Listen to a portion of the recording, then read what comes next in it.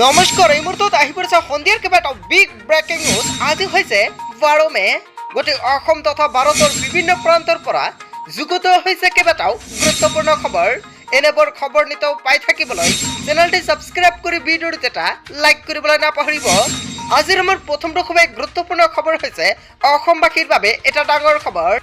4 জুনৰ পিছত নাথাকিব বিজেপি চৰকাৰ। হয় বন্ধু-বান্ধৱীসকল, আপুনি ঠিকেই শুনিছে।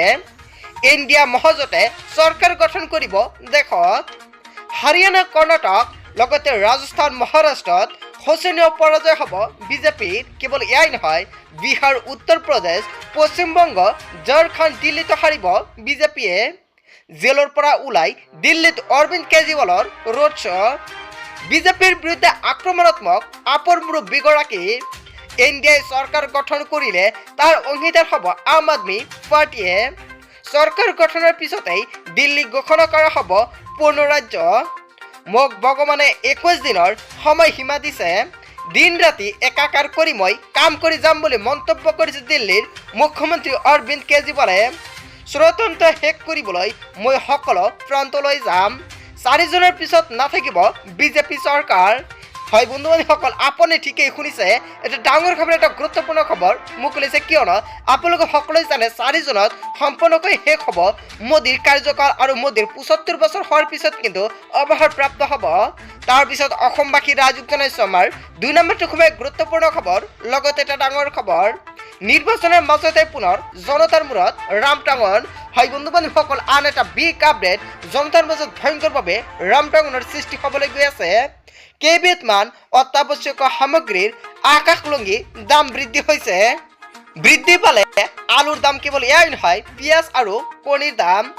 প্ৰতি প্লেট কণীৰ দাম হ'লগৈ 180 টকা পৰ্যন্ত। পূৰ্বে 150 টকাত বিক্ৰী হৈছিল এক প্লেট কণী। 40 টকালৈকে বৃদ্ধি পালে প্ৰতি কেজি পিঁয়াজৰ দাম। লগতে প্ৰতি কেজি আলুত 35 টকাকৈ বৃদ্ধি। বজাৰৰ ভেদে খুচুৰা ব্যৱসায়ী নিৰ্ধাৰণ কৰে এই মূল্য। প্ৰতি কেজি পিঁয়াজ পাইকাৰী দাম হৈছে 25 টকা আৰু আলুৰ পাইকাৰী দাম হৈছে 26 টকা। নিৰ্বাচনৰ মাজতে পুনৰ জনতাৰ মূৰত ৰামটাঙন। হয় বন্ধু-বান্ধৱীসকল, আপোনাৰ অঞ্চলত কিমানকৈ আলু আৰু পিঁয়াজ কণীৰ দাম নিশ্চয় আপুনি কমেণ্ট কৰি জনাব। লগতে আপোনাৰ ৰাজ্যত দামটো বৃদ্ধি হৈছে নাই সেয়াও আপুনি জনাবলৈ নাপাহৰিব। তাৰপিছত অসমবাসী ৰাজুক জনাইছোঁ আমাৰ 3 নম্বৰটো খুবেই গুৰুত্বপূৰ্ণ খবৰ, লগতে এটা ডাঙৰ খবৰ। ৰাম মন্দিৰ সন্দৰ্ভত কংগ্ৰেছ নেতাৰ মন্তব্যক লৈ প্ৰতিক্ৰিয়া মুখ্যমন্ত্ৰী ডক্টৰ হিমন্ত বিশ্ব শৰ্মাৰ। সোনিয়া গান্ধীয়ে ৰাম মন্দিৰ শুদ্ধিকৰণ কৰিলে দেশ বহি থাকিব নেকি, এনেকুৱাকৈ মন্তব্য কৰিছে ৰাজ্যৰ মুখ্যমন্ত্ৰী ডক্টৰ হিমন্ত বিশ্ব শৰ্মাই। কংগ্ৰেছ নেতা নানা পাটোৱাৰীৰ মন্তব্যক লৈ সৰব হৈ পৰিছে ৰাজ্যৰ মুখ্যমন্ত্ৰী ডক্টৰ হিমন্ত বিশ্ব শৰ্মাই। ইণ্ডিয়া মিত্ৰজোঁটৰ চৰকাৰে ৰাম মন্দিৰ শুদ্ধিকৰণ কৰিব বুলি কৈছিল পাটেলে। আৰু ৰাম মন্দিৰলৈ যাবলৈ সোনিয়া গান্ধীৰ অধিকাৰ আছেনে নাই, এনেকুৱাকৈ এতিয়া ডাঙৰ প্ৰশ্ন উত্থাপন কৰিছে ৰাজ্যৰ মুখ্যমন্ত্ৰী ডক্টৰ হিমন্ত বিশ্ব শৰ্মাই। হয় বন্ধু-বান্ধৱীসকল, ৰাজ্যৰ মুখ্যমন্ত্ৰী ডক্টৰ হিমন্ত বিশ্ব শৰ্মাই যিটো প্ৰশ্ন উত্থাপন কৰিছে, নিশ্চয় আপুনি মন্তব্যটো কমেণ্ট কৰি জনাব। আচলতে সোনিয়া গান্ধীৰ অধিকাৰ আছেনে নাই? দেশ সলনি হ'ল, সোনিয়া গান্ধীক ৰাম মন্দিৰৰ কাষলৈ যাবলৈ নিদিয়ে। সোনিয়া গান্ধীয়ে ৰাম মন্দিৰ শুদ্ধিকৰণ কৰিলে দেশ বহি থাকিব নেকি, এনেকুৱাকৈ এটা ডাঙৰ প্ৰশ্ন উত্থাপন হৈছে। তাৰপিছত অসমবাসী ৰাজুক জনাইছোঁ আমাৰ 4 নম্বৰটো খুবেই গুৰুত্বপূৰ্ণ খবৰ, লগতে এটা ডাঙৰ খবৰ। অসমত 5 দিনলৈকে এলাৰ্ট জাৰি কৰিছে বতৰ বিজ্ঞান কেন্দ্ৰৰ তৰফৰ পৰা। IPL বতৰৰ। হয় বন্ধু-বান্ধৱীসকল, IPLৰ মাজতে ভয়ংকৰ ৰূপ ল'ব পাৰে। সাৱধান হওক ৰাজ্যবাসী। বতৰে বিধি পথালি দিব নেকি বৰ্ষাপাৰাৰ IPL মেচত। 15 মে পৰ্যন্ত ৰাজ্যত হ'ব ধাৰাসাৰ বৰষুণ। 40ৰ পৰা 50 কিলোমিটাৰ বেগত বলিব এই বতাহ।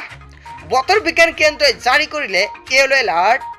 15 মেত গুৱাহাটীত অনুষ্ঠিত হ'ব IPLৰ হাই ভল্টেজ মেচ। 15 মেৰ দিনটোত উত্তৰ পূবত ধাৰাসাৰ বৰষুণৰ সম্ভাৱনা। অসমৰ লগতে সমগ্ৰ উত্তৰ পূবত হ'ব মুষলধাৰ বৰষুণ। বিজুলী ঢেৰেকনিৰ লগতে বজ্ৰপাতৰো পূৰ্ণ সম্ভাৱনা। সাৱধান ৰাজ্যবাসী। হয় বন্ধু-বান্ধৱীসকল, এতিয়া আপুনি সাৱধান হৈ যাওক। তাৰপিছত অসমবাসী ৰাজুক জনাইছোঁ আমাৰ 5 নম্বৰটো খুবেই গুৰুত্বপূৰ্ণ খবৰ, লগতে এটা ডাঙৰ খবৰ। লাভ জেহাদ বহু বিবাহক লৈ ডাঙৰ মন্তব্য কৰিছে ৰাজ্যৰ মুখ্যমন্ত্ৰী ডক্টৰ হিমন্ত বিশ্ব শৰ্মাই। ফেচবুকত ভুৱা পৰিচয় দিয়াসকলক শেষ সকিয়নি দিলে ৰাজ্যৰ মুখ্যমন্ত্ৰীগৰাকীয়ে।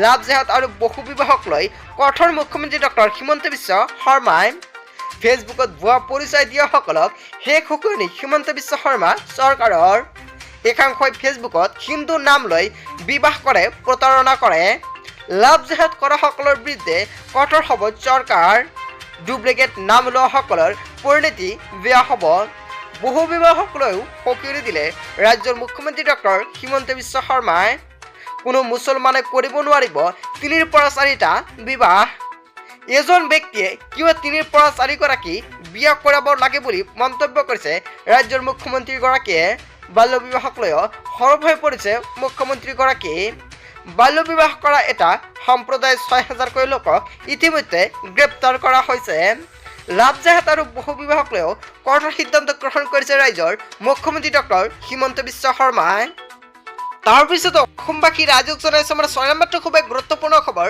লগতে এটা ডাঙৰ খবৰ দেশত বৃদ্ধি পাইছে মুছলমানৰ সংখ্যা দিনক দিনে হিন্দুৰ সংখ্যা হ্ৰাস পাবলৈ ধৰিছে হয় বন্ধুবান্ধৱসকল আপুনি ঠিকেই শুনিছে এটা সমীক্ষাত সম্পূৰ্ণকৈ প্ৰকাশ পাইছে দেশত ক্ৰমাৎ বৃদ্ধি পাইছে মুছলমান লোকৰ সংখ্যা বিপৰীতে দিনক দিনে দ্ৰুতগতিত হ্ৰাস পাইছে হিন্দুৰ সংখ্যা প্ৰায় 8% হিন্দু লোকৰ সংখ্যা কমিছে দেশত হিন্দুৰ জনসংখ্যা 84%ৰ পৰা কমিল 78%লৈকে আনহাতে 43.15% বৃদ্ধি পাইছে মুছলমানৰ সংখ্যা এক চৰকাৰী অধ্যয়নত পোহৰলৈ আহিছে এই তথ্য ভাৰতত নহয় পাকিস্তান বাংলাদেশতো মুছলমানৰ সংখ্যা বৃদ্ধি পাইছে বাংলাদেশত 18.5% আৰু পাকিস্তানত 3.76% বৃদ্ধি পাইছে 1950ৰ পৰা 2015লৈকে চলোৱা হৈছিল জনসংখ্যাৰ অধ্যয়ন 65 বছৰত দেশত ব্যাপক হাৰত বৃদ্ধি পালে মুছলমানৰ সংখ্যা বৰ্তমান দেশৰ মুঠ জনসংখ্যা প্ৰায় 14% মুছলমান 1950 চনৰ তথ্যমতে মুছলমানৰ সংখ্যা আছিল প্ৰায় 9% 65 বছৰত প্ৰায় 84% হিন্দুৰ সংখ্যা কমিলে এতিয়া 78%লৈকে দেশত ক্ৰমাৎ বৃদ্ধি পাইছে মুছলমান লোকৰ সংখ্যা হয় বন্ধুসকল আপুনি ঠিকেই শুনিছে তাৰপিছত অসমবাসী ৰাইজক জনাইছো আন এটা খুব গুৰুত্বপূৰ্ণ খবৰ অসমবাসীৰ বাবে এটা ডাঙৰ খবৰ লাখ লাখ পিএম কিষাণৰ হিতাধিকাৰীৰ বাবে এটা গুৰুত্বপূৰ্ণ খবৰ পিএম কিষাণৰ 17 নম্বৰ ইনষ্টলমেণ্ট লাষ্ট আপডেটটো প্ৰকাশ পাইছে 2024ৰ প্ৰথমতে কিন্তু প্ৰকাশ কৰা হৈছিল পিএম কিষাণ 16 নম্বৰ কিস্তিৰ টকা কিন্তু বহুতে 16 নম্বৰ কিস্তিটো পোৱা নাই যিসকলে পিএম কিষাণৰ 16 নম্বৰ ইনষ্টলমেণ্টটো পোৱা নাই সেইসকল ব্যক্তিয়ে 17 নম্বৰ কিস্তিৰ লগত দুটা কিস্তি লাভ কৰিব পিএম কিষাণৰ 17 নম্বৰ ইনষ্টলমেণ্টৰ ৰিলিজৰ ডেটটো অৱশেষত প্ৰকাশ কৰা নাই কিন্তু মান্থটো সম্পূৰ্ণকৈ ৰিলিজ কৰিছে জুন টু